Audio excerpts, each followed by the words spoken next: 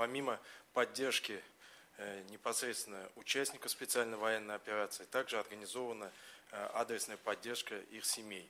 Ярдәм янәшә хәрәкәте вәкилләре авыр хәлдә калган кешеләргә һәр даим булышып тора. Пандемия вакытында да махсус хәрби операция башлангачта алар бер гызырны да игътибарсыз калдырмый. Үзебезнекеләрне кайгырту республика программасы тормышка ашырыла башлагач, юлланган мөрәҗәгатьләр тизрәк килеп ирешә. Шуңа аларны хәл итүне дә сузмыйбыз, әмма озак вакыт таләп итүчеләр дә бар диләр.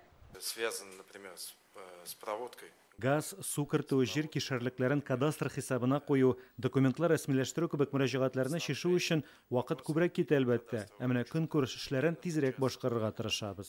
Үзебезнекеләрне кайгырту дип аталган программа махсус хәрби операциядә катнашучылар һәм аларның гаиләләренә булышу максатыннан булдырылды. Анда федераль республика дәрәҗәсендә һәм районнарда булган ярдәм чаралары турында мәгълүмат тупланган. Шулай ук Телеграмда чат-бот та эшли башлады. Анда сорауга җавапны тиз арада җибәрү мөмкинлеге булдырылган. Яшьләр эшләре министрлыгы тарафыннан 2 дәүләт мерасы күрсәтелә бүгенге көндә.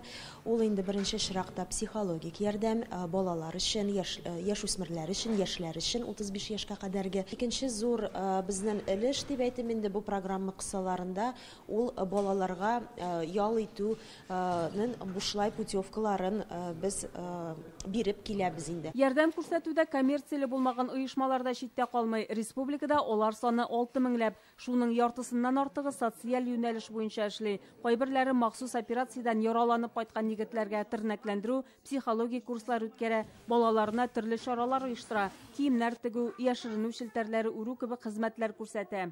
Коммерцияле булмаган оешмалар, алар бит һәр даим конкрет кешегә, аның мәсьәләләренә, аның хәтта яшәешенә, нинди мәсьәләләр, нинди сораулар бар, алар иң беренче шуны бит кайгырталар.